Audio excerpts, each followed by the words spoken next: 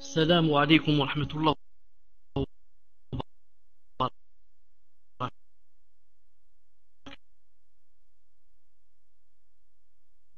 إن الحمد نستغفره ونري أنفسنا من سيئات ألا مضل له ومن يضلله فلا هادي له إلا الله وحده لا شريك له وأشهد أن محمدا صلى الله عليه وسلم عبده ورسوله. يا أيها الذين آمنوا اتقوا الله حق تقاته ولا تموتن إلا وأنتم مسلمون. يا أيها الناس اتقوا ربكم الذي خلقكم من نفس واحدة وخلق منها زوجها وبث منهما رجالا كثيرا ونساء واتقوا الله الذي تساءلون به والأرحام إن الله كان عليكم رقيبا. يا أيها الذين آمنوا اتقوا الله وقولوا قولا سديدا يصلح لكم أعمالكم ويغفر لكم ذنوبكم ومن يطع الله ورسوله فقد فاز فوزا عظيما. ألا إن أصدق الكلام كلام الله وخير الهدي هدي محمد صلى الله عليه وسلم وشر الأمور محدثاتها وكل محدثة بدعة وكل بدعة ضلالة وكل ضلالة في النار. أما بعد فحياكم الله عز وجل وحياكم الرحمن. En cette soirée du samedi 19 Jumad al-Oula 1429, ce qui concorde avec samedi le 24 mai 2008. Nous sommes Inch'Allah Ta'ala dans le 23e cours, dans le 23e cours de la personnalité musulmane. Nous sommes Inch'Allah Ta'ala au 8e chapitre. Au 8e chapitre, son comportement vis-à-vis de ses voisins. Huitièmement, son comportement vis-à-vis de ses voisins. Naam, petit 1, parce qu'il y a 9 sous-chapitres. Naam, il y a 9 sous-chapitres. Je vérifie. 9 sous-chapitres. Naam, il y a 10 sous-chapitres. 10 sous-chapitres. Le premier sous-chapitre, vous écrivez le premier sous-chapitre. Naam. Talib al-ilm, si c'est toi qui écris, Inch'Allah Ta'ala, écris en rouge. Écris en rouge, Inch'Allah Ta'ala. Elle se conforme aux principes islamiques recommandant le bon voisinage. Elle se conforme aux principes islamiques recommandant le bon voisinage. Naam. Elle se conforme aux principes islamiques recommandant le bon voisinage. طيب. La bienfaisance et la bienveillance envers les voisins constituent un comportement qui caractérise la femme musulmane. Toute musulmane consciente des enseignements de sa religion et attachée à ses principes sait que l'islam a vivement recommandé d'entretenir de bonnes relations avec le voisin et lui a accordé un noble statut, quasi inexistant dans les autres religions et doctrines. L'ordre aux croyants d'être bienveillants envers les voisins est formulé de façon vive et explicite dans le Coran. Allah Azza wa Jal a dit dans la sourate numéro 4, verset 36, il a dit: adorez Allah et ne lui attribuez aucun associé. Agissez avec bonté envers vos pères et mères, les proches, les orphelins, les pauvres, le voisin proche ou lointain, le compagnon par voisinage. Nous a ordonné de faire certaines choses qui ont été citées dans ce verset numéro 36 de Sourate 4. Adorez Allah et ne lui attribuez aucun associé. Ensuite, agissez avec bonté envers vos pères et mères, les proches, les orphelins, les pauvres, le voisin proche ou lointain, le compagnon par voisinage et le voyageur en détresse. Donc Allah Azza wa Jal nous a ordonné dans ce verset d'adorer Allah Azza wa Jal sans associé et de bien agir envers qui? Envers les pères et mères, ensuite envers les proches, ensuite envers les orphelins, ensuite envers les pauvres et aussi envers le voisin proche ou lointain et le compagnon par voisinage et le voyageur en détresse. Le voisin proche, c'est celui, c'est-à-dire le voisin avec qui on a des liens de parenté ou de religion. C'est le voisin avec qui on a des liens de parenté ou de religion. Celui-là s'appelle le voisin proche. Et le voisin lointain, c'est celui qui n'est ni un coreligionnaire ni un proche parent. Le voisin lointain, c'est tout voisin qui n'a pas la même religion que toi, ni un proche parent. Ensuite, il a dit, le compagnon par voisinage, c'est qui? C'est le collègue ou bien l'ami. Le compagnon par voisinage, c'est le collègue ou bien l'ami. Certains ont dit, ça peut être aussi le collègue pendant le voyage. Et certains ont dit, c'est aussi l'épouse. Ainsi, le musulman doit s'acquitter des droits de voisinage envers toute personne demeurant près de lui, même si elle n'est liée à lui ni par parenté ni par religion commune. Cet honneur accordé au voisin, quel qu'il soit, illustre parfaitement la tolérance recommandée par l'islam.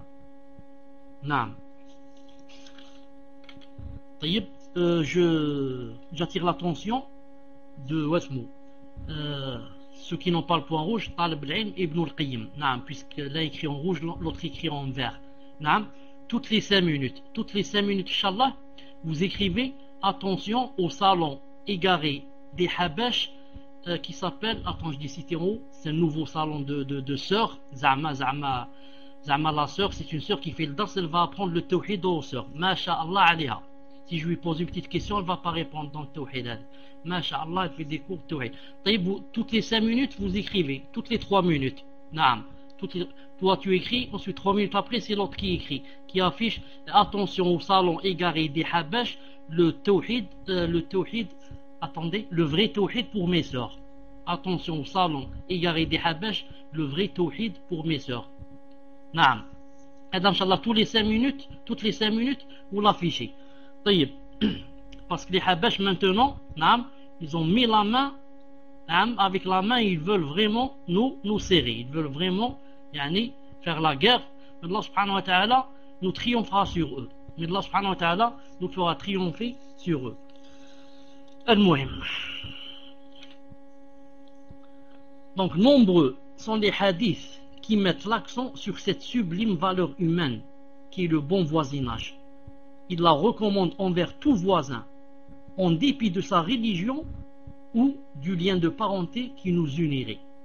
Le messager d'Allah sallallahu alayhi wa sallam a dit: Jibril n'a cessé de me recommander le voisin à tel point que j'ai cru qu'il allait en faire l'un des héritiers. Le messager d'Allah alayhi sallam a dit dans un hadith authentique rapporté par le Bukhari et Muslim, il a dit: Jibril n'a cessé de me recommander le voisin à tel point que j'ai cru qu'il allait en faire l'un des héritiers.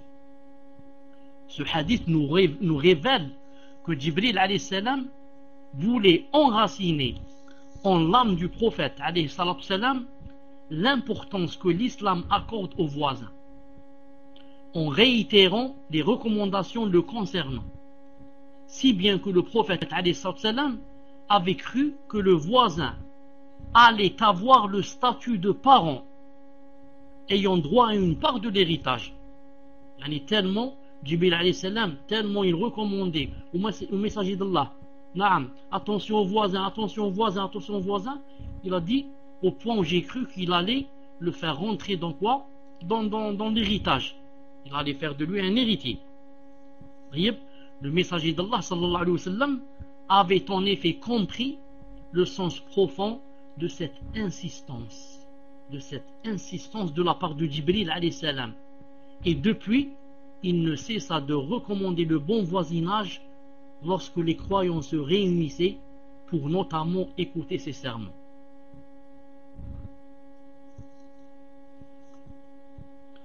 Dans le discours qu'il prononça à l'occasion de son dernier pèlerinage, le pèlerinage d'adieu, ce discours qui renferme les points essentiels qu'il tenait à communiquer aux musulmans, le prophète sallallahu alayhi wa sallam n'oublia pas de mentionner les devoirs dus aux voisins.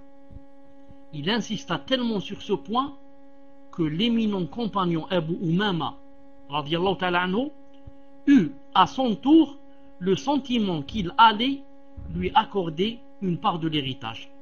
On rapporte qu'Abu Umama radiallahu ta'ala anhu a dit: j'ai entendu le sermon du messager d'Allah sallallahu alayhi wa sallam alors qu'il était sur sa chamelle al-Jad'a. Il n'a cessé de répéter: je vous recommande le voisin, je vous recommande le voisin. Il a dit: je me suis alors dit qu'il allait en faire un héritier. Naam. Hadith apporté par Tabarani et dans la voie de transmission est jugée excellente. Naam. Vous pouvez voir Sahih Targhib Tarhib de Cheikh Al-Albani. Vous pouvez voir encore le Sahih Al-Jami' de Cheikh Al-Albani rahimahullah, hadith numéro 2548. Naam. Pour encourager ses compagnons à accomplir une bonne œuvre, le messager d'Allah sallallahu alayhi wa sallam avait l'habitude de commencer par dire que celui qui croit vraiment en Allah et au jour dernier accomplisse telle et telle chose, accomplisse telle et telle œuvre. C'est comme ça que le messager d'Allah, quand il voulait encourager les gens, il avait l'habitude de commencer son hadith par en disant que celui qui croit vraiment en Allah et au jour dernier fasse telle et telle chose, ou bien s'éloigne de telle et telle chose. Il répétait en effet cette formule incitatrice quand il recommandait une œuvre noble ou convenable. Sur notre sujet précédent, le messager d'Allah alayhi salam a dit que celui qui croit vraiment en Allah et au jour dernier agisse avec bonté avec à l'égard de son voisin. Que celui qui croit vraiment en Allah et au jour dernier agisse avec générosité envers son hôte. Que celui qui croit vraiment en Allah et au jour dernier ne dise que du bien ou qu'il se taise. Hadith rapporté par Bukhari ou Muslim. Vous avez entendu ce qu'il a dit sallallahu alayhi wa sallam? Celui qui croit vraiment en Allah et au jour dernier, alors qu'il agisse avec bonté à l'égard de son voisin. Donc le fait d'agir avec bonté et d'être bienveillant, bienfaisant avec son voisin, c'est un délit de la foi, c'est un délit, un signe de la foi en Allah Azza wa Jal et au jour dernier. Et par sens opposé, celui qui n'agit pas bien avec son voisin, c'est un signe alors que quoi? C'est un signe que sa foi est faible en Allah Azza wa Jal et au jour dernier. Dans la version de Bukhari rahimahullah, il a dit sallallahu alayhi wa sallam que celui qui croit vraiment en Allah et au jour dernier ne fasse aucun mal à son voisin. Donc dans les autres versions, il est dit que celui qui croit en Allah au jour dernier, qu'il fasse du bien, c'est une incitation à faire le bien. Mais dans la version de Bukhari, c'est une incitation à s'éloigner du mal, à ne pas lui faire du mal. Il a dit qu'il ne lui fasse pas de mal. Tout ça c'est premièrement. Deuxièmement, elle aime pour ses voisins ce qu'elle aime pour elle-même. Elle aime pour ses voisins ce qu'elle aime pour elle-même. Une musulmane sincèrement engagée dans la voie d'Allah est compatissante, tolérante, courtoise et affectueuse envers ses voisins. Elle est sensible, sans l'admettre, à tout ce qui est susceptible de leur nuire ou entacher leur réputation. Elle s'y oppose comme si c'était elles qui en étaient concernées. Elle partage leur joie et leur peine. Elle aime voir ses voisins bénéficier de ce qu'elle aime pour elle-même. Conformément au hadith du messager d'Allah alayhi salam qui dit: aucun d'entre vous n'aura vraiment la foi que lorsqu'il aimera pour son frère ce qu'il aime pour sa propre personne. Hadith rapporté par Bukhari et Muslim. Dans une autre version de Muslim, d'après Anas ibn Malik radiyallahu ta'ala anhu, le messager d'Allah sallallahu alayhi wa sallam a dit: par celui qui détient mon âme en sa main, il a juré par celui qui détient mon âme en sa main, aucun homme n'aura la foi que lorsqu'il aimera pour son voisin ou son frère, a-t-il dit, ce qu'il aime pour sa propre personne. Voir Sharh Sahih Muslim, volume 2, page 17. Donc le messager d'Allah, alayhi salam, a juré. Nous on le croit sans qu'il jure, mais il a juré, naam, en disant, par celui qui détient mon âme en sa main, c'est-à-dire par Allah Azza wa Jal, aucun homme n'aura la foi que lorsqu'il aimera pour son voisin ou son frère ce qu'il aime pour sa propre personne. Une musulmane consciencieuse prend soin des nécessiteux parmi ses voisins. De temps à autre, elle leur fait des dons, ou bien elle leur offre des cadeaux. Quand elle prépare un plat dans l'heure de son repas, car elle est consciente de leur indigence et de leur désir de manger ce qu'ils ont dû sentir. En agissant ainsi, elle conforme son application de l'entraide sociale prônée par le messager d'Allah sallallahu alayhi wa sallam. Lorsqu'il a dit à Abu Dharr radiyallahu ta'ala anhu, qu'est-ce qu'il lui a dit? Ô Abu Dharr, quand tu prépares un bouillon, mets-y beaucoup d'eau, et y associe tes voisins. Mets-y beaucoup d'eau et y associe tes voisins. Voir Sharh Sahih Muslim, volume 2, page 17. Donc, se comporter en bien avec son voisin, ne pas lui faire du tort, ne pas le léser, tout cela, ça rentre dans quoi? Ça rentre d'abord dans l'adoration. Je ne le fais pas parce que je veux attirer la gentillesse de mes voisins envers moi, ou bien parce que je veux que mes voisins me flattent, ou bien me fassent des éloges. Ce n'est pas ça mon but. Non. Mon but, c'est que je fais ces choses-là avec mon voisin parce que c'est une adoration. Comme je fais la salade, comme je fais la zakat, comme je fais le siyam, je fais aussi cette chose qui m'a été ordonnée par mon islam.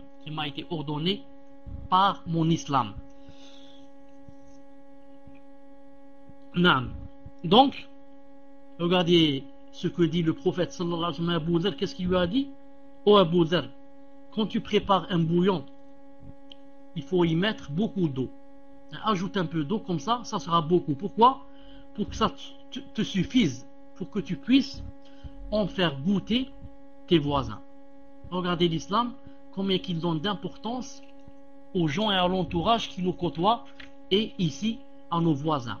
Car quand tu cuisines quelque chose, ton voisin pourrait sentir l'odeur et pourrait, comment dire, ce n'est pas souhaité, il pourrait souhaiter par exemple que tu lui en donnes. Il peut, s'il n'a pas lui de quoi manger, ou bien si son manger c'est vraiment n'importe quoi, et il a senti par exemple que chez toi il y avait par exemple de la dinde, il y avait des poissons, il y avait le canard, il y avait ces choses là, sûrement que si lui il est en train de manger juste un bouillon, sûrement que il aspirerait à ce qu'il mangerait quand tu manges toi. C'est pour ça que le messager nous apprend que dans ce cas, si on sait que notre odeur de ce qu'on a cuisiné est arrivée au nez du voisin, alors il vaut mieux lui en faire goûter. Dans une autre version, le messager d'Allah sallallahu alayhi wa sallam a dit, quand tu prépares un bouillon, mets-y beaucoup d'eau. Ensuite, tâche de trouver une famille parmi tes voisins et accorde-leur une part convenable. Même chose. Voir Sharh Sahih Muslim, volume 2, page 17. Une musulmane aux sentiments raffinés par les principes de l'islam ne supporte pas de voir ses voisins vivre dans le besoin et la privation sans qu'elle ne leur vienne en aide, notamment si elle est gratifiée d'une richesse lui permettant le partage avec les autres.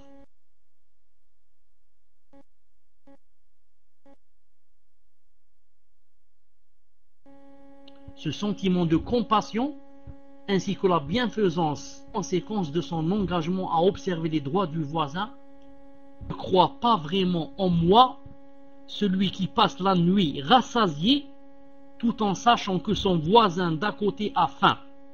Subhanallah al-Azim. Naam. Hadith. Naam. Apprécié, jugé, apprécié. Naam. Ne croit pas vraiment en moi, celui qui passe la nuit rassasié, tout en sachant que son voisin d'à côté a faim. Subhanallah al-Azim. Apporté par Tabarani et Bazar. Hadith, comme j'ai dit, apprécié. Il a également dit, le vrai croyant n'est pas celui qui mange à satiété alors que son voisin a faim. Naam. Hadith dont les transmetteurs sont jugés dignes de confiance. Voir Majma' al-Zawaid, volume 8, page 789. Volume 9, page 167. Naam. Attendez, volume 8, ce n'est pas 9, volume 8, page 167. Qu'a dit le messager d'Allah? Le vrai croyant n'est pas celui qui mange à satiété alors que son voisin a faim. Naam. Car celui qui sait que son voisin n'a rien à manger et lui, il est là, il est en train de manger à satiété, il mange jusqu'à être rassasié, celui-là vraiment, la vraie foi, il ne l'a pas dans son cœur. C'est impossible. Pourquoi? La vraie foi ne te laisse pas manger à satiété alors que tu sais que les enfants de ton voisin sont en train de crier de faim. C'est impossible. Ça ne marche pas ensemble. La vraie foi, c'est que tu partages avec lui. Ou alors que tu leur donnes au moins le minimum. Mais manger à satiété jusqu'à être rassasié, en sachant, et je sais, je dis bien je sais, c'est pas je sais pas, et je sais que mon voisin a faim, ça veut dire que je n'ai pas la vraie foi. C'est juste des mensonges. Non, ma foi est vraiment faible. Ma foi est vraiment faible. Ça me rappelle quelqu'un des salafs, j'ai oublié comment il s'appelle, quelqu'un des grands salafs, quelqu'un des grands ascètes, zuhad, naam. On est rentré une fois chez lui pour lui rendre visite. On l'a trouvé, naam, en plein hiver, naam, habillé d'une façon très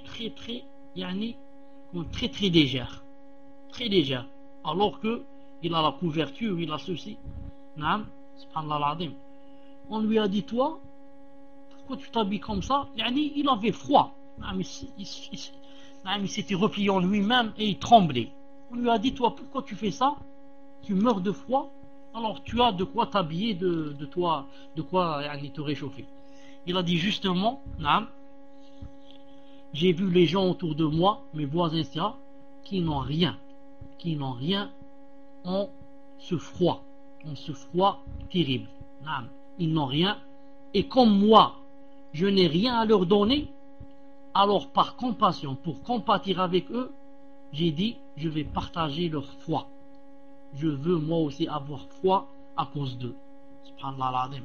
Il a dit, je n'ai pas de couverture à leur donner, je n'ai pas de vêtements à leur donner, alors moi aussi, je fais comme eux pour que je ressente ce qu'ils sont en train de ressentir. Subhanallah al-Azim. Troisièmement, elle est bienfaisante envers ses voisins dans la mesure du possible. Elle est bienfaisante envers ses voisins dans la mesure du possible.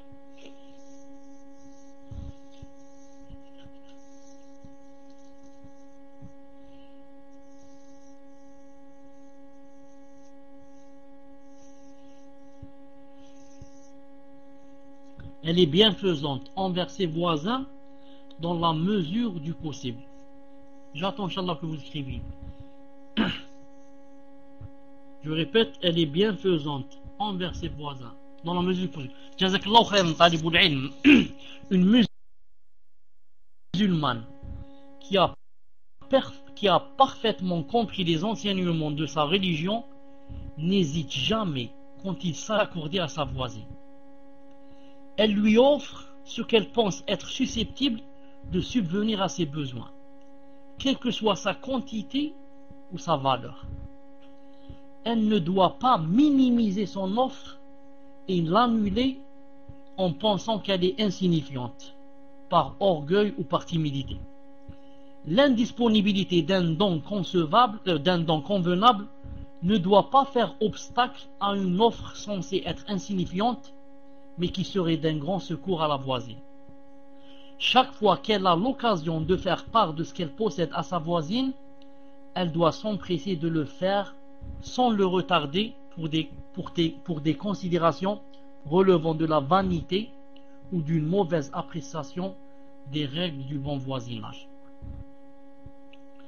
L'occasion du partage avec le voisin est en effet une occasion bénéfique dont le croyant doit profiter pour acquérir la rétribution d'Allah Azza wa Jal. On ne doit donc ni l'annuler ni la reporter. Le messager d'Allah sallallahu alayhi wa sallam a dit: ô femmes musulmanes, que l'une d'entre vous ne dédaigne pas à ce qu'elle offre à sa voisine, fût-ce le sabot d'un mouton. Hadith rapporté par Bukhari Muslim. Ô femmes musulmanes, que l'une d'entre vous ne dédaigne pas ce qu'elle offre à sa voisine, même si c'est quoi? Si c'est le sabot d'un mouton. Le sabot d'un mouton, c'est rien, on le jette. Mais, si tu sais qu'il peut être utile à ta voisine, alors on le lui donne et on ne le dédaigne pas. Le sabot d'un mouton paraît certes un don sans valeur qu'on hésite à offrir, mais il vaut mieux que rien. C'est-à-dire qu'on ne doit pas hésiter à être charitable envers le voisin nécessiteux, même quand l'objet de charité, même quand l'objet de solidarité est insuffisant ou sans grande valeur. Car l'essentiel c'est quoi? C'est la solidarité et l'entraide. Allah Azza wa Jalla a dit: quiconque fait un bien, fût-ce du poids d'un atome, le verra. Quiconque fait un bien, fût-ce du poids d'un atome, il le verra. Son messager d'Allah sallallahu alayhi wa sallam, son messager sallallahu alayhi wa sallam a dit: préservez-vous de l'enfer, ne soyez si vous n'en possédez pas, alors avec une bonne parole. Alors avec une bonne parole. Hadith rapporté par Bukhari Muslim. Pour se préserver de l'enfer, on doit donner tout ce qu'on peut. Même si cette chose qu'on va donner nous paraît à nos yeux qu'elle ne vaut rien. Imaginez la moitié d'une date, qu'est-ce qu'elle vaut? La moitié d'une date, ce n'est rien. Eh bien, cette moitié d'une date peut te sauver demain devant Allah Azza wa Jal. Tu allais rentrer en enfer. Il te manquait par exemple seulement 10 récompenses, 10 hasanat pour aller au paradis. Eh bien, tu vas voir que la moitié d'une date que tu as donnée fi sabilillah, peut-être qu'elle va te ramener 100 hasanat, peut-être 1000, peut-être 10 000, et comme ça. D'après la sincérité qui se trouvait dans ton cœur au moment où tu as donné cette demi-date. Et d'après aussi la situation. Il est possible que tu aies donné cette demi-date alors que tu n'avais rien à manger. Tu avais seulement 2 dates à manger. En ayant seulement 2 dates, on donne une demi-date, c'est vraiment quelque chose. Notons cependant que le hadith cité avant celui-ci peut signifier aussi, c'est-à-dire le hadith de on donne même le sabot d'un mouton, qu'on doit donner même le sabot d'un mouton et ne pas dire ce n'est rien, ne pas le dédaigner. Notons que ce hadith peut de dédaigner ce qu'on reçoit comme don.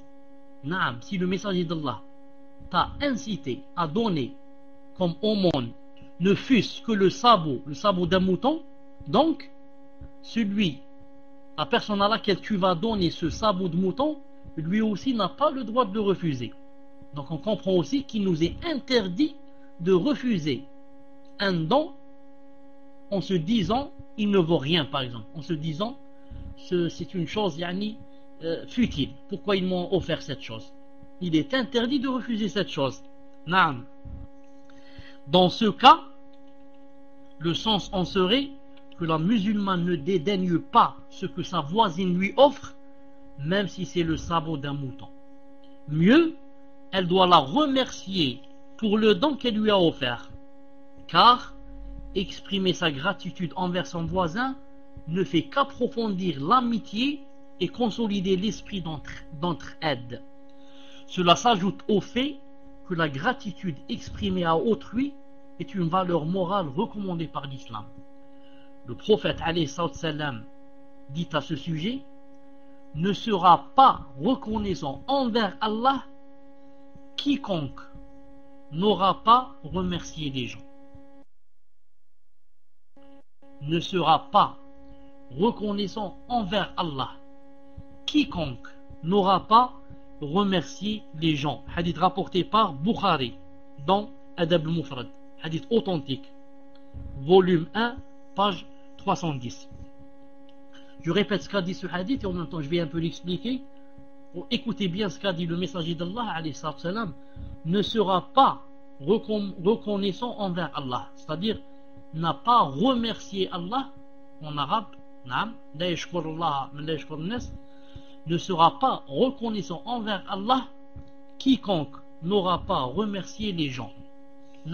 Car certaines personnes, vous avez remarqué, quand des personnes lui font des cadeaux, bien leur font des offres, bien leur font des choses bien, ces personnes croient que on ne doit remercier que Allah Azza wa Jal.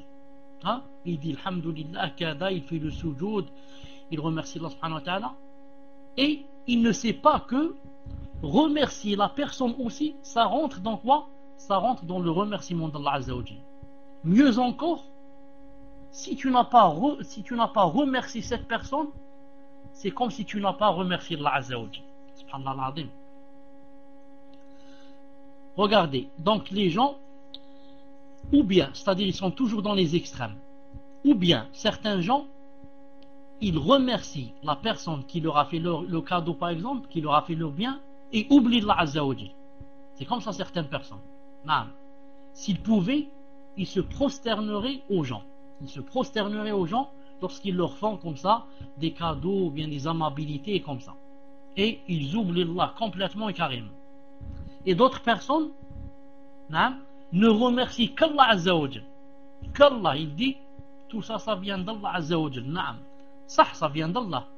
Mais un sunnah ou jama'a sont au milieu. Ils disent, tout ce qui vient comme ni'ma, ça vient d'Allah. Comme a dit Allah Ta'ala dans le Coran, فَمَبِكُمْ مِنْ نِعْمَةٍ فَمِنَ اللَّهِ. Toutes les ni'mas viennent d'Allah. Si Allah Ta'ala n'avait pas voulu, jamais cette personne ne m'aurait offert 1 euro. 1 centime même l'aurait pas donné cette personne.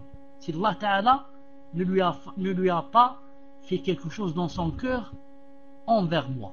Si Allah Ta'ala n'a pas ouvert le cœur de cette personne envers moi, il l'a poussé à ce que cette personne me donne cette chose, Wallahi al-Ali al-Azim, jamais elle me l'aurait donné. Donc la ni'ma vient de qui? Vient d'abord d'Allah Azza wa Jal. Mais Allah Azza wa Jal a choisi cette personne pour qu'elle me donne, qu'elle soit le sabab, la cause de cette ni'ma. Donc je dois remercier cette personne. Je dois la remercier. C'est pour ça que le prophète sallallahu alayhi wa sallam a dit dans un hadith authentique que quiconque vous fait un bien, vous devez le récompenser en lui faisant le même bien, sinon en lui faisant des douas, sinon en lui disant jazakallahu khayran, car il a dit que quiconque a dit jazakallahu khayran, c'est vraiment qu'il a fait quelque chose de bien, vraiment il a rendu l'appareil, comme il a dit à peu près sallallahu alayhi wa sallam. Donc par là on apprend aussi que personne qui n'est pas, aucune personne qui n'est pas musulmane, qui n'est pas croyante, ne peut apprendre à un musulman le bon comportement. Et la politesse et le respect et le bon voisinage et des choses pareilles. Jamais au grand jamais. Une personne qui est mécréante ne peut m'apprendre la politesse. Comme beaucoup de gens disent, ils disent Masha'Allah, et ils connaissent le respect, ils sont ceux-ci, ils sont Masha'Allah. Toi, si tu savais ton din, ton din est beaucoup, Masha'Allah, que ce qu'ils font eux. Eux, tout ce qu'ils font, c'est ils le font pour des intérêts. Ils le font pour des intérêts. Ils ne le font pas pour Allah Azza wa Jal. Mais toi, tu fais des choses par adoration pour Allah Azza wa Jal. Je te donne un exemple, je vais te donner un exemple. Ton voisin qui est mécréant et qui est poli et qui te respecte et qui commence par te saluer, lui le premier, qui est mécréant celui-là, naam. Mais si jamais demain il se passe quelque chose, tu lui fais mal sans le vouloir ou là, tu te trouveras en prison. Et il sera ton grand adversaire au tribunal et partout. Mais en islam, non. En islam, même si tu lui fais tort, il sait que tu es toujours un frère dans le din. Il doit toujours te saluer. Il doit toujours ne pas couper des liens avec toi. Et comme ça. Donc le premier, pourquoi il a vite changé, le mécréant? Parce que ce qu'il faisait, il le faisait par intérêt, parce que tu es son voisin, parce qu'il doit t'attirer vers lui pour que tu le flattes, pour ceci, pour le respect. Mais le musulman, non, il fait des choses là par adoration. Par adoration. Il y a une grande différence. On revient à ce qu'on disait. L'objectif principal de l'islam concernant cette question est de répandre l'entraide, la compassion et l'affection entre les voisins. Offrir un cadeau à son voisin constitue entre autres l'un des moyens qui permettent d'atteindre cet objectif. D'où l'interdiction du messager d'Allah sallallahu alayhi wa sallam à toute femme de dédaigner le cadeau qu'elle offre à sa voisine ou qu'elle reçoit d'elle. Parce que ton voisin, en t'offrant une chose, ce n'est pas une chose obligatoire. Il a fait quelque chose de surérogatoire. Il veut se rapprocher d'Allah en t'offrant. Donc tu n'es pas obligé, que ce soit toi qui choisisses. Tu n'es pas obligé de dire pourquoi il ne m'a offert ce petit cadeau et pas un grand cadeau. Pourquoi il m'a offert cette chose qui ne vaut pas grand chose alors qu'il devrait m'offrir telle et telle chose. Tu n'as pas le droit. La femme étant très sensible à ce genre de situation, elle est en effet susceptible de le prendre pour une offense. La femme peut dire, puisqu'ils m'ont offert, mes voisins m'ont offert cette chose futile, donc c'est une offense pour moi. En interdisant ce genre de réaction, le messager d'Allah sallallahu alayhi wa sallam attire en effet l'attention de toute croyante au noble sens humanitaire véhiculé par le don. Le geste d'offrir en soi doit être apprécié plus que la valeur réelle du cadeau lui-même. Car selon les principes de l'islam, dans tout acte, seule l'intention doit être prise en considération. Il ne faut pas voir ce qu'on t'a offert, mais il faut voir le geste. Tu te dis, ils m'ont offert. L'essentiel, ils m'ont offert, ils ont fait le geste. Et puis ceux-là qui m'ont offert une chose qui n'a pas beaucoup de valeur, et vu leur situation matérielle qui est faible, donc ceux-là, je vais penser du bien et je vais me dire, donc si leur situation va s'améliorer, ils m'offriraient une chose meilleure que celle-là. Comme ça, je dois penser de mon voisin. D'ailleurs, qui ne connaît pas, ce n'est pas le proverbe, si je puis dire, la citation là, qui dit que, elle dit, un caillou, quand on nous offre, c'est-à-dire un caillou de la part d'un ami, c'est comme une pomme. Un caillou qui nous a été offert par un ami, ça équivaut à une pomme. L'essentiel c'est quoi? L'essentiel c'est cet ami a fait le geste, il m'a offert quelque chose. Quatrièmement, elle est bienfaisante envers ses voisins, même s'ils ne sont pas musulmans. Très important, surtout pour vous qui vivez en Europe. C'est très important de savoir ce qui va suivre. Elle est bienfaisante envers ses voisins, même s'ils ne sont pas musulmans. Je répète, elle est bienfaisante envers ses voisins, même s'ils ne sont pas musulmans. Naam. Naam. Une seconde.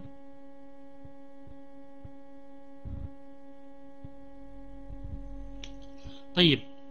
L'islam, religion de tolérance, ordonne aux croyants d'être bienfaisants à tous les humains, qui ne lui déclarent aucune hostilité et s'abstiennent de l'agresser, même s'ils sont mécréants. Allah Ta'ala a dit, Sourate 60, verset numéro 8. Sourate 60, verset numéro 8. Écoutez bien ce qu'Allah Azza wa Jalla a dit. Allah ne vous défend pas d'être bienfaisant, c'est-à-dire ne vous interdit pas. Allah Ta'ala ne vous interdit pas d'être bienfaisant et équitable envers ceux qui ne vous ont pas combattu pour la religion et ne vous ont pas chassé de vos demeures, car Allah aime les gens équitables. Vous voyez le verset? Allah ne vous défend pas, c'est-à-dire ne vous interdit pas d'être bienfaisant et équitable, juste, envers ceux qui ne vous ont pas combattu pour la religion et ne vous ont pas chassé de vos demeures, car Allah aime les équitables. Non. Donc nous, on ne doit pas être comme les takfiriyin. Les takfiriyin ne font pas la différence entre mécréant et mécréant. Ils disent, celui-là c'est un mécréant, classe je m'en fous, c'est un mécréant, ils sont tous pareils. Mais vous, un sunnah ou jama'a, vous faites la différence entre le mécréant qui vous combat pour la religion et vous chasse de votre maison, et le mécréant qui ne vous fait pas la guerre et qui ne vous chasse pas de votre maison. Sinon, Allah Azza wa Jalla, pourquoi il a cité ça?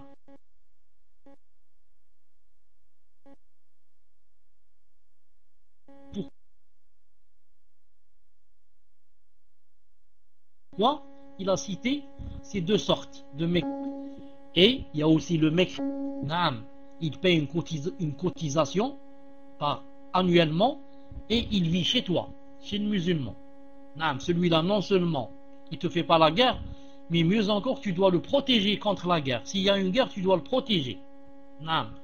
Et il y a aussi le kafir qui s'appelle le musta'min, celui qui demande à rentrer dans un pays musulman pour, par exemple,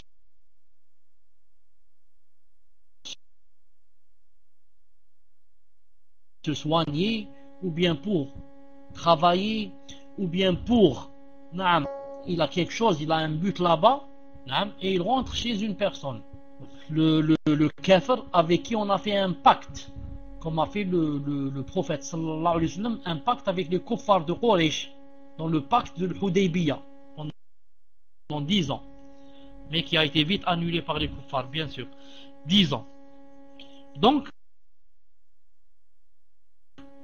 il faut bien faire la différence entre un kafir qui nous fait la guerre et les autres types de principes. La femme musulmane ne limite pas sa bienfaisance aux musulmans et aux proches parmi ses voisins, mais elle élargit le cercle de sa bienfaisance et de ce comportement charitable pour y inclure les non-musulmans. Allahu Akbar, pour y inclure les non-musulmans. Naam. Donc, nous, on n'est pas des takfiriyoun. On fait la différence entre qui? Entre kafir et kafir, entre mécréant et mécréant. Ils ne sont pas tous à pied d'égalité. Ils ne sont pas tous à pied d'égalité. Taïb. On rapporte à ce sujet que l'éminent compagnon Abdullah ibn Amr, que l'éminent compagnon Abdullah ibn Amr ibn al-As, radiyallahu ta'ala anhu, avait égorgé un mouton. Écoutez bien ce qui va venir. Écoutez bien ce hadith qui va venir. Écoutez bien le hadith qui va venir. Abdullah ibn Amr ibn al-As. Et j'ai lu dans une autre version Abdullah ibn Omar. C'est le muhim. Qu'est-ce qui s'est passé? Il avait égorgé un mouton. Avant de demander à son domestique qu'est-ce qu'il lui a demandé? As-tu donné une part à notre voisin juif? Il lui a demandé, as-tu donné une part à notre voisin juif? Car j'ai entendu le messager d'Allah sallallahu alayhi wa sallam dire, Jibril alayhi salam n'a cessé de me recommander le voisin à tel point que j'ai cru qu'il allait en faire l'un des héritiers. Hadith sahih, faut voir sahih Tirmidhi de Sheikh Al-Albani rahimahullah 1943, hadith 1943. Donc Abdullah ibn Amr, qu'est-ce qu'il a fait? Il a demandé à son domestique, en égorgeant le mouton, ou là lorsqu'il a égorgé, il lui a dit, as-tu donné une part à notre voisin le juif? Regarde, il l'a cité, notre voisin qui? Le juif. Subhanallah al-Azim. Si c'était nous, on aurait dit comment? Les juifs, moi le juif, je vais lui donner.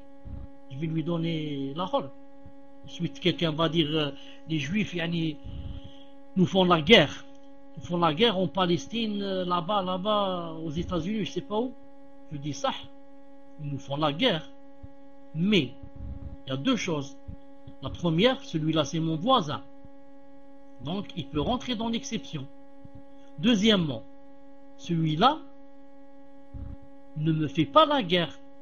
Je le connais bien, il est bien avec moi et avec les musulmans. Jamais il ne m'a fait la guerre. Le juif qui me fait la guerre, naam. Mais celui-là, il ne me fait pas la guerre. Il est moussadim. Naam. Il est là, je le connais bien, c'est un bon voisin, il ne m'a jamais fait la guerre. Naam. Ce hadith confirme donc clairement la bonté et la bienveillance que l'islam accorde à ses protégés parmi les gens du livre, juifs et chrétiens, vivaient en paix avec les musulmans. En terre d'islam, ils n'ont joué leur honneur. Ils ont plutôt toujours bénéficié du bon voisinage des musulmans et de leur bienveillance. Naam. Taïb. Je vais voir si je m'arrête là. Taïb. Cinquièmement, Inch'Allah ta'ala, et j'arrête là parce que ensuite ça commence quoi? Qui ne se comporte pas bien avec ses voisins. Celle-là on la laisse pour la prochaine fois, Inch'Allah ta'ala. Maintenant on va parler, cinquièmement, dans sa bienfaisance, elle accorde la priorité au voisin le plus proche. Dans sa bienfaisance, elle accorde la priorité au voisin le plus proche. Taïb. Ce titre, Inch'Allah ta'ala, Ibn al-Qayyim, ce titre, comment vais-je dire, ce titre, copie-le et laisse-le, Inch'Allah ta'ala, dans quelque part. Laisse-le quelque part, comme ça, dans le prochain dars, Inch'Allah ta'ala, on va commencer par ce titre, Inch'Allah ta'ala. Subhanakallahumma bihamdik, shahadu an la ilaha illa ant, astaghfiruka wa atubu ilayk. On commence par Umayya, et j'espère que Anis 7 est prêt, ou là, est prête, et ainsi que Abdillah. Tafadlal, on commence par le premier, Inch'Allah. Vous vous occupez, Inch'Allah ta'ala, d'aider et de raider. Tafadlal. Salam alaikum wa rahmatullahi wa barakatuh. Du son, Inch'Allah. Salam alaikum, Cheikh. J'ai fait des études d'infirmière et en ce moment, je suis en stage comme infirmière à domicile. Je dois me rendre au domicile des patients pour les soigner. Le stage durera 2 mois et c'est le dernier stage de ma formation. Le problème, c'est que parfois je me rends au domicile de patients hommes et il m'arrive de me retrouver toute seule avec le patient. De plus, pour certains soins, je vois les parties intimes des patients, hommes ou femmes. Les hommes me serrent la main pour me dire bonjour et je fais 30 minutes de trajet en voiture pour arriver dans la région où je travaille. J'ai envie d'arrêter mon stage car je ne veux plus continuer comme ça. Mais la plupart des gens me disent de continuer car on a besoin d'infirmières dans la Ummah. Je ne sais plus quoi faire. Que me conseillez-vous? Quelques infos. Je travaille avec mon voile et je ne peux pas choisir que des patientes femmes. Barakallahu fikum, Cheikh. Tafaddal, Inch'Allah. Wa alaykum salam wa rahmatullahi wa barakatuh. Fais saut. Alhamdulillah. Naam. En fait, ce que fait cette sœur, surtout lorsqu'elle dit qu'il lui arrive qu'elle voit les parties intimes des hommes, c'est une chose en fait très grave. C'est une chose en fait très grave pour une femme. Et vice versa, bien sûr. Mais je voudrais moi poser une question de ma part. Je voudrais lui poser une question de ma part. Si elle s'arrête du stage, est-ce que, c'est-à-dire qu'est-ce qu'elle va perdre exactement quand elle s'arrête du stage? Qu'est-ce qu'elle va perdre exactement? C'est-à-dire elle va perdre qu'elle ne va pas avoir le diplôme, ou bien qu'est-ce qu'elle va perdre exactement? J'attends sa réponse. Naam, j'ai compris. Je sais que c'était leur condition. Naam, c'est-à-dire qu'auparavant il ne fallait pas accepter la condition. Naam, quand on allait commencer ce stage, un stage pareil, on sait qu'il va nous mener à des choses pareilles, c'est-à-dire qu'il ne fallait pas rentrer dans ce stage. Il ne fallait pas rentrer dans ce stage. En fait, l'homme n'a pas le droit de soigner une femme quand ce sont des soins qui ont rapport avec des parties intimes. Et vice versa, la femme avec l'homme. C'est pour ça que on ne laisse cela en islam que vraiment quand on est vraiment dans la grande quoi, dans la grande nécessité. Et que la femme risque de mourir, par exemple, si elle va accoucher, elle risque de mourir et il n'y a qu'un homme. Et l'homme rentrera à la dernière minute pour la sauver, par exemple, pour accoucher.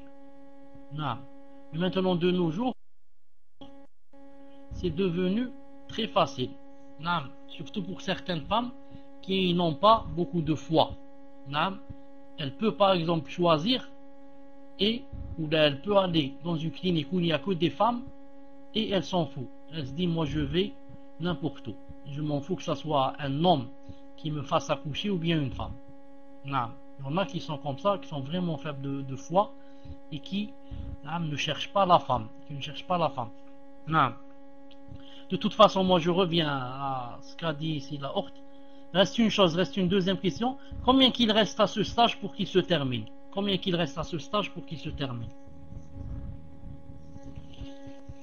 Un mois. Est-ce que en terminant ce stage et en ayant, est-ce que tu seras libre après de choisir tes parents? Ou bien ce sont eux qui choisissent? Ils vont te dire, il y a tel et tel malade. Est-ce que vous m'entendez? Vous m'entendez? Est-ce que si vous terminez ce stage, vous serez libre de choisir vos patients, les malades? Donc la réponse vient d'elle-même. Donc la réponse vient d'elle-même. Ce travail est interdit. Et après, dans les hôpitaux, tu ne soignes pas les hommes? J'ai pas envie. J'ai pas envie. Je croyais que c'était écrit j'ai envie.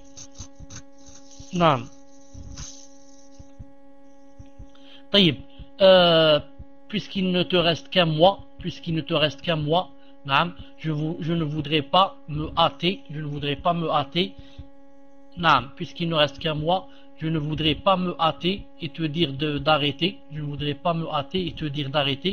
Et je ne voudrais pas d'un autre côté, te dire de continuer. C'est pour ça que je préfère que je cherche quelques jours, Inch'Allah Ta'ala, pour te rendre la réponse. Je prendrai, Inch'Allah Ta'ala, quelques jours pour te rendre la réponse, Inch'Allah Ta'ala. Anis 7, تفضل.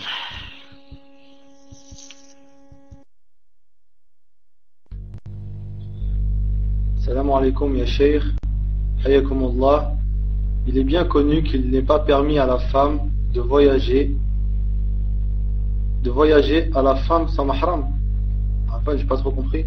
Il est bien connu qu'il n'est pas permis à la femme de voyager sans mahram, mais est-ce qu'il est permis à plusieurs couples de voyager ensemble en regroupant les frères dans une voiture et les femmes dans une autre voiture, sachant que les voitures se suivent. Cela est-il considéré comme un voyage avec son mahram pour la femme? Et donc, est-ce que cela est permis? Barakallahu fikum. Tafaddal, Cheikh.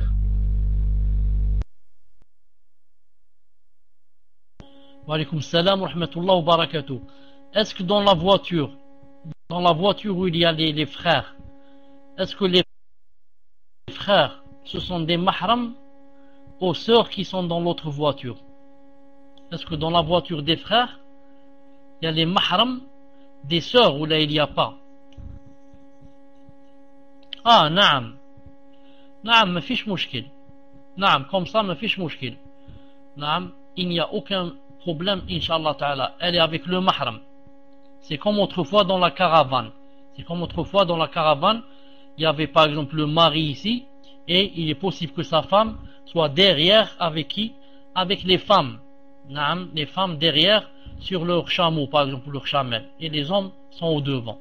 Ma fi ay mouchkil, Inch'Allah Ta'ala. Tfadla le prochain. Salam alaikum. On voit beaucoup de musulmans ne pas entrer dans une room d'autres musulmans car ils ne se parlent pas. Cela est-il permis? Barakallahu fikum, Cheikh. Tafaddal, Inch'Allah. Ah, c'est pas fini. Donc je continue, Inch'Allah. Salam alaikum. On voit beaucoup de musulmans ne pas entrer dans une room d'autres musulmans car ils ne se parlent pas. Cela est-il permis en sachant que ce sont des salafis? Barakallahu fikum. Tafaddal, Inch'Allah, Cheikh. Wa alaykoum salam wa rahmatullah wa barakatuh. En principe, quand les choses arrivent à ce point, ça veut dire que l'un des deux n'est pas vraiment sur la salafiyya. Car le prophète sallallahu alayhi wa sallam a dit dans un hadith authentique que quand deux personnes, deux croyants, se séparent, c'est-à-dire qu'ils ne se parlent plus, l'un des deux, comme ça a dit alayhi salam, l'un des deux a fait le péché. C'est-à-dire que la cause de la séparation entre deux personnes pour qu'ils ne se parlent plus, c'est toujours l'un des deux a dévié quelque part et a fait un péché. Sinon, jamais deux croyants ne se quittent. Ils sont toujours en train de se parler, ils sont toujours en train de s'aimer, ils sont toujours en train de se côtoyer, de s'entraider. Maintenant, si deux personnes ne se parlent plus, l'un des deux a fait un péché, comme a dit le messager d'Allah sallallahu alayhi wa sallam. Donc normalement, une personne, même si je ne lui parle pas, mais si je sais par exemple qu'elle a de la science, je dois rentrer dans son salon et l'écouter. D'ailleurs, si j'étais sincère, quitte à changer mon pseudo, mais je rentre dans le salon et je prends le ilm qu'il a, bi'idnillahi azza wa jal. Si j'étais sincère, entre parenthèses. Naam. Tfaddal. Salam alaikum, Cheikh. C'est Anaïs, Inch'Allah. Salam alaikum. Quel est le tafsir du hadith qui dit que les actes du musulman sont suspendus jusqu'à ce qu'il fasse sa hijra? Et Cheikh, je voulais rajouter, Inch'Allah, il y a le frère Atem, le suivant, Inch'Allah, qui voulait savoir s'il pouvait poser sa question au micro après cette réponse, Inch'Allah. Barakallahu fikum. Tafaddal, Inch'Allah. L'Akhi Karim, peux-tu relire la question, Inch'Allah? Salam alaikum. Quel est le tafsir du hadith qui dit que les actes du musulman sont suspendus jusqu'à ce qu'il fasse sa hijra? Tafaddal, Inch'Allah. Wa alaykoum salam wa rahmatullah wa barakatuh. Vous savez que les fois où on a parlé de hijra sont tellement de fois que des fois on n'éprouve pas beaucoup de dynamisme à parler sur la hijra. Car la hijra, cela dépend des gens. Il y a des gens qui ont les moyens de faire la hijra. Il y a des gens qui sentent qu'ils vont couler et qui malgré cela ils ne veulent pas quitter le pays de mécréance. Ceux-là, leurs actes sont suspendus jusqu'à ce qu'ils fassent la hijra. Pourquoi? Parce que il se voit en train de se faire du mal. Mieux encore, il se fait du mal, il va couler, il va tomber dans la perdition, et il reste. Et il dit, moi je reste là. Ça me plaît ici chez les kuffars. C'est pour ça que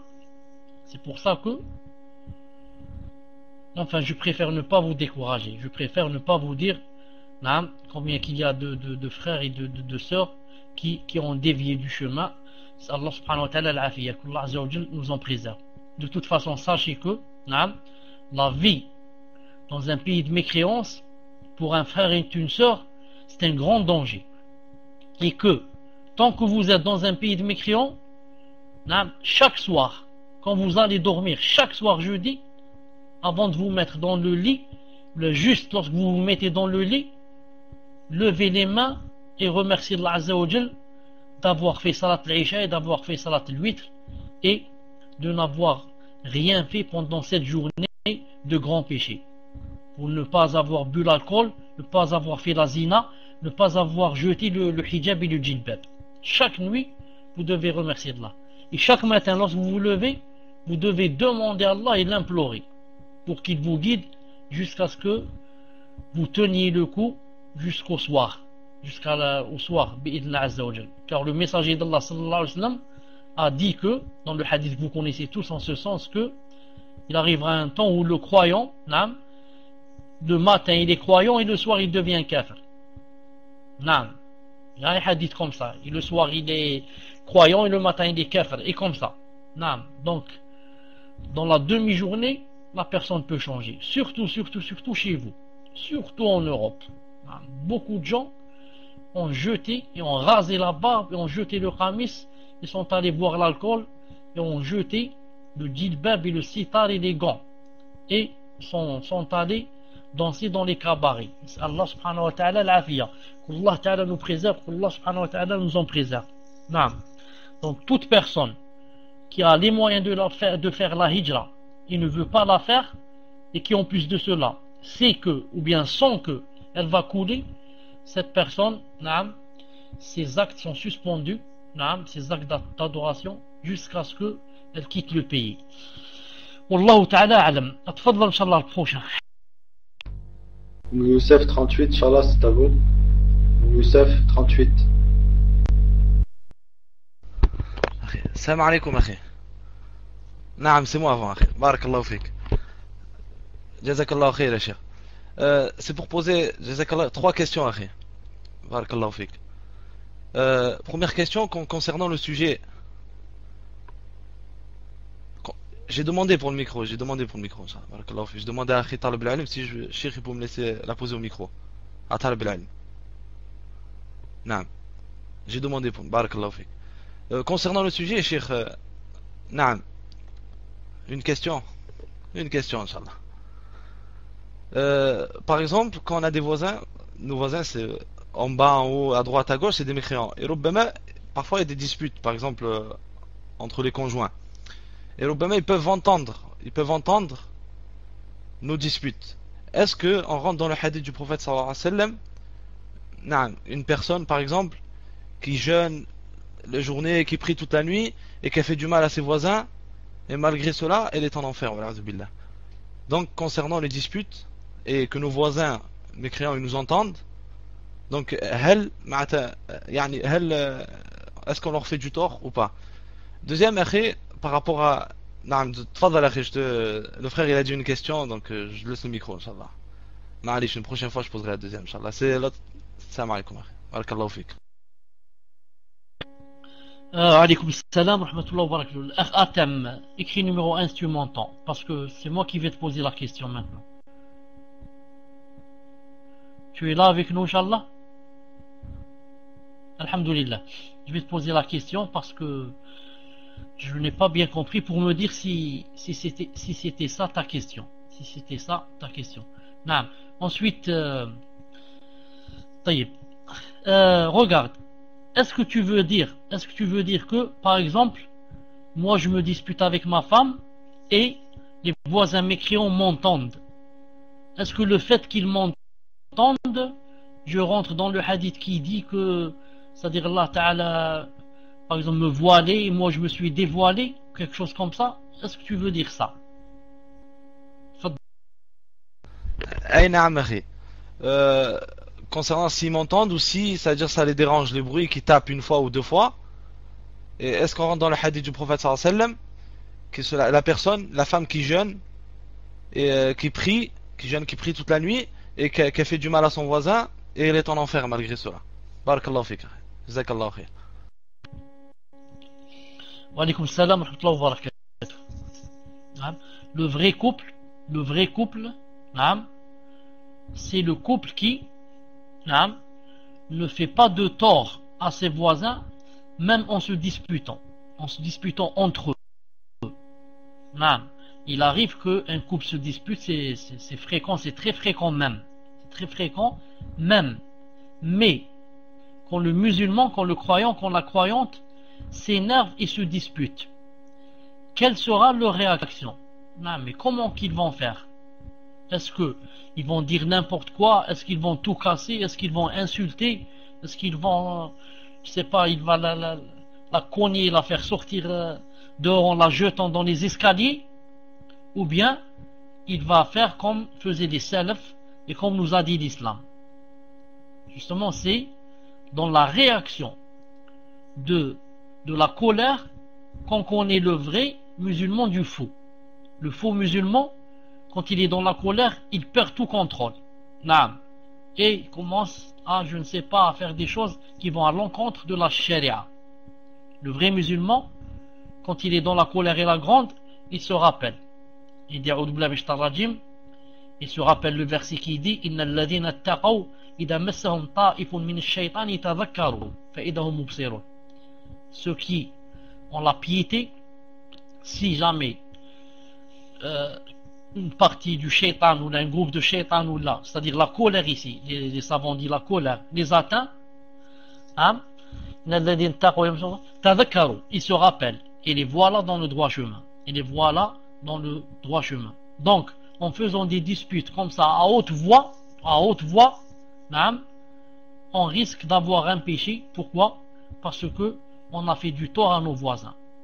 Peut-être que la dispute a eu lieu en pleine nuit, on va réveiller les voisins, on va réveiller leurs enfants, et sans dire, c'est pas la peine de dire que ça donne une très mauvaise image de l'islam.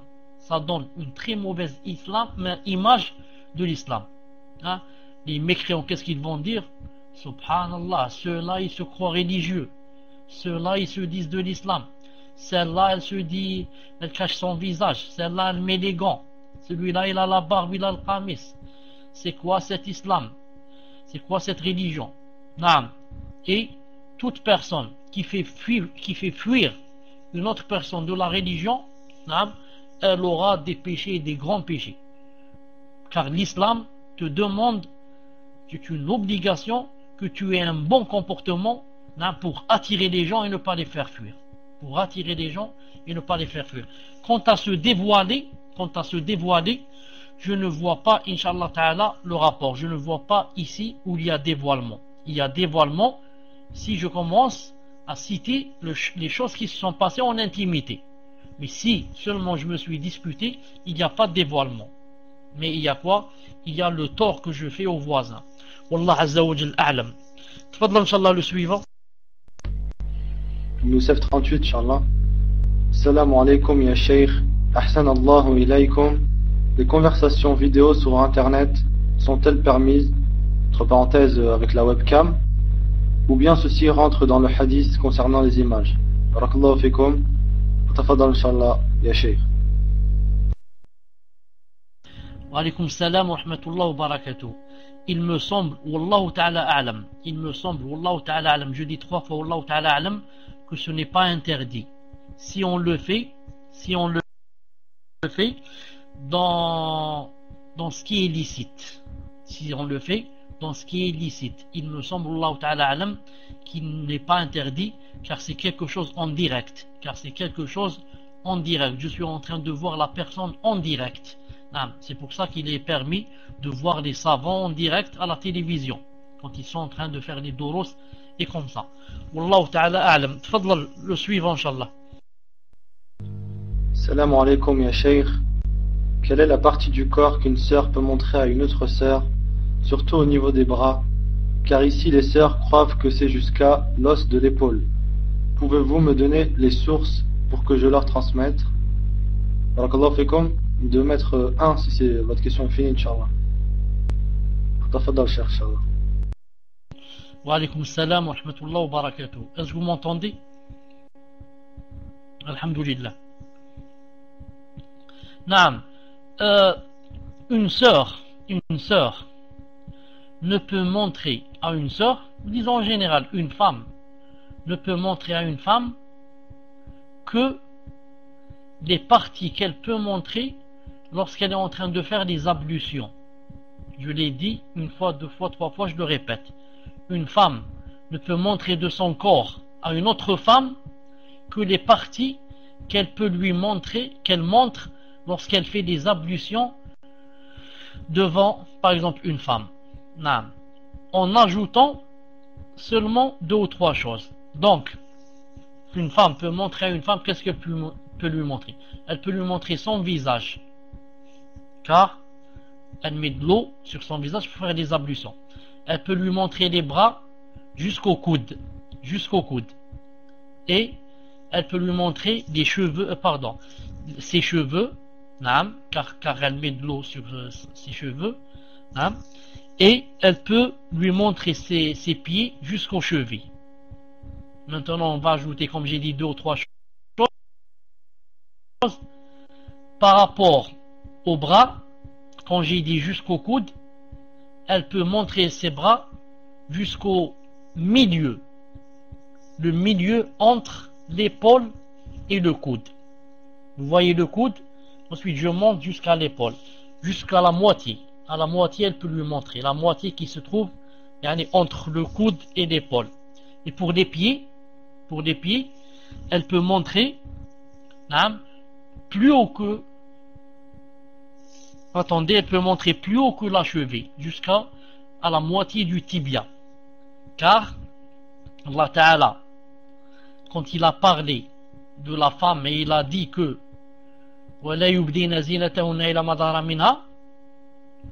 c'est-à-dire que elle peut montrer de sa parure les endroits où elle met la parure. Et la femme est connue qu'elle met la parure dans la partie où je vous ai dit, après les coudes. Si vous vous rappelez, nos grands-mères, etc., mettaient comme ça je sais pas comment ça s'appelle, ça s'appelle le cercle, j'ai oublié comment ça s'appelle, des cercles comme ça, comme des cerceaux en or. Elle les mettait dans les pieds, elle les mettait aussi ici au-dessus des coudes. C'est pour ça qu'il est permis de montrer ces parties. Et aussi, il est permis à la femme de montrer le bracelet. Jazakallahu khair, le bracelet. Il est aussi permis à la femme de montrer à une femme au-dessus de son cou, le cou, et on descend un peu. Mais elle lui montre pas sa poitrine. Elle lui montre le cou et on descend un peu, c'est-à-dire si on avait une chaîne, si une femme mettait une chaîne autour de son cou, elle peut montrer la partie qui est sur son cou, mais elle ne montre pas le début de sa poitrine. Elle ne montre pas. Elle a dit pourquoi dans les livres de la femme il y a le terme épaule, les livres de la femme, je comprends pas ce que ça veut dire les livres de la femme. Qu'est-ce que ça veut dire les livres de la femme? Donc il est très décevant, que des femmes, et des sœurs, pas des femmes, et des sœurs, mettent comme ça, avec des sœurs, ce qu'on appelle des dos nus. Elles mettent des vêtements qu'on appelle des dos nus, et elles laissent tout son dos comme ça, visible devant des femmes. Tout cela est interdit en islam. Et c'est pire si elle montre sa poitrine. C'est pire si elle montre sa poitrine. C'est pire aussi si elle montre ses genoux. Si elle montre ses genoux aux femmes, et elle montre aussi un peu de ses cuisses. Ça, c'est pire aussi. Si elle le montre aux femmes. Maintenant, qu'en est-il si elle le montre aux hommes? La femme en islam et sa parure. Je ne connais pas ce livre. La femme en islam et sa parure, je ne le connais pas. Je ne sais pas qui l'a écrit et je ne sais pas sur quoi il s'est basé. Je ne sais pas sur quoi il s'est basé. Le messager d'Allah sallallahu alayhi wa sallam a dit que la femme était une awra. Une mar'a kulluha awra. Ensuite, Allah subhanahu wa ta'ala dans le verset sourate An-Nur a montré qu'elle pouvait montrer sa parure, c'est-à-dire les endroits où elle met la parure. Elle peut les montrer à certains gens. Entre autres, il a cité à la femme. C'est-à-dire que la femme ne peut montrer à la femme que les endroits où elle met la parure, c'est tout. Que les endroits où elle met la parure. Sinon, elle peut montrer d'autres choses à son mari, mais pas à une autre sœur. Wallahu ta'ala a'lam. Tfadl inshallah le prochain. Salam alaikum, Cheikh. En attendant la question de Orti Sonia, pouvez-vous venir en PV, Inch'Allah, c'est assez urgent. Ça vous concerne, Inch'Allah. Salam alaikum, Cheikh. Une fatwa de Cheikh Ibn Baz, rahimahullah, indique qu'il n'est pas permis d'inventer des blagues selon le hadith du prophète sallallahu alayhi wa sallam qui dit: malheur à celui qui raconte des blagues mensongères pour faire rire les gens, malheur à lui, rapporté par Abu Daoud et At-Tirmidhi. Est-ce que le fait de comparer, de taquiner une personne et qu'elle en rigole entre dans cela, ou de raconter une personne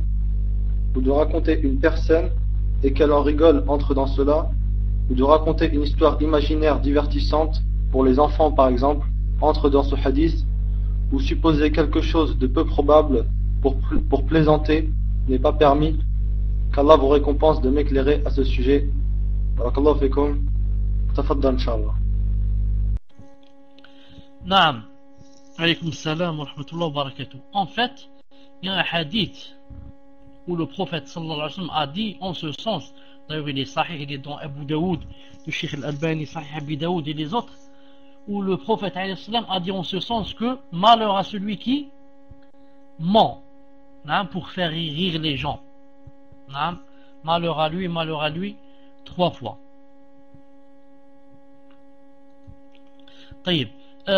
Maintenant, il faut faire la différence entre quand on raconte une chose qui est connue, une chose qui est connue, par exemple qui fait rire, ou c'est peut-être une chose qui s'est passée, ou alors c'est une chose qu'on raconte pour faire rire, mais en même temps pour en tirer une leçon.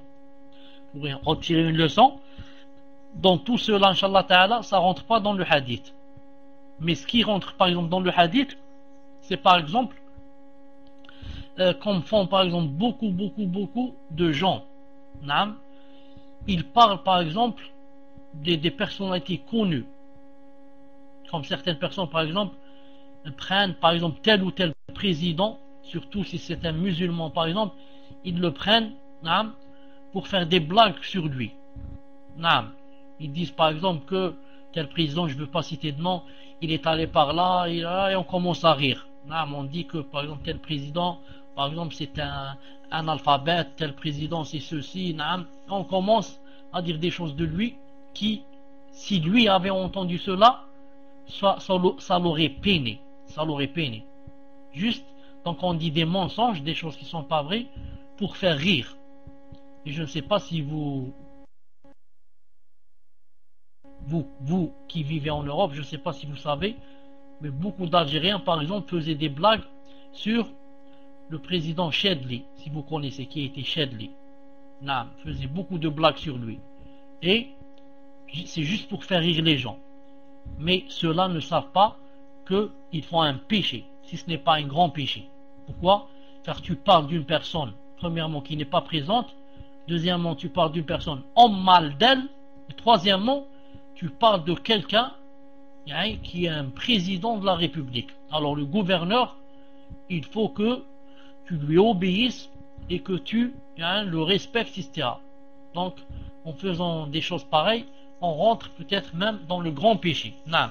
Mais si on raconte une chose qui est connue, on dit par exemple, une personne a voulu faire ceci, cela, et même si la chose n'est pas vraie, mais c'est une chose connue pour tirer une leçon.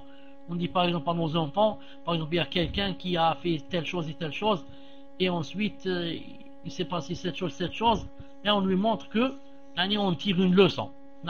Ça j'ai lu que c'était pas interdit à condition de dire à l'enfant que cette chose n'est pas vraie. On lui dit par exemple comme on raconte que, comme on raconte que, on dit que c'est pas vrai. C'est pour ça que il est permis aussi de raconter à des enfants des histoires, etc. Surtout quand ils sont jeunes comme ça. Ils aiment beaucoup qu'on leur raconte des histoires. Des histoires sur un ours, sur la gazelle, sur je ne sais pas la girafe, sur des choses peut-être qui n'existent pas, mais tu lui racontes des histoires en lui disant que ce n'est pas vrai. Moi, je le faisais beaucoup avec mes enfants. Ils aiment beaucoup quand je leur raconte. C'est un film qui ne s'arrête pas et je commence à inventer des choses. Un film qui ne s'arrête pas. D'ailleurs, je leur dis demain on continue, après-demain et comme ça. Ça se termine pas. Mais je leur dis attention, ce n'est pas vrai ce que je vais vous dire. C'est juste pour vous faire plaisir, je vais dire n'importe quoi, attention, je vais raconter n'importe quoi. Et je raconte comme ça sur des animaux, que le lion a voulu manger la gazelle a dit je vais me sauver, ceci, cela, je commence à inventer. Mais je leur dis attention, ce n'est pas vrai. Attention, ce que je vous raconte, ce n'est pas vrai. Donc l'interdit c'est quoi? C'est d'inventer des choses sur des gens comme ça, pour faire rire des gens au détriment d'autres que je blesse et sur lesquels je fais de la médisance. Wallahu ta'ala alam. Tfaddal. Assalamu alaikum wa rahmatullahi wa barakatuh. Je suis la mère d'un petit garçon, masha'Allah, que j'élève seul avec les aides de l'État, alhamdulillah.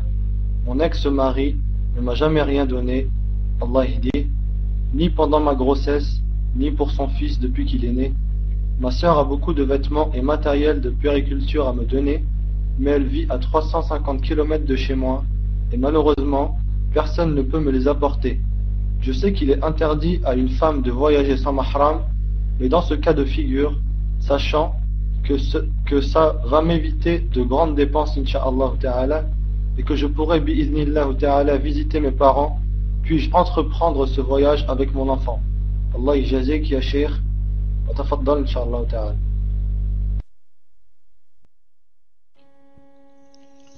Wa alaykum salam wa rahmatullahi wa barakatuh. Ce que je sais, c'est qu'en général, une femme n'a pas le droit de voyager sans mahram. Ça, c'est la règle générale. Mais il arrive, dans certains cas de figure, que la personne soit dans la contrainte et que la personne soit dans l'exception. Et la personne soit dans un cas forcé.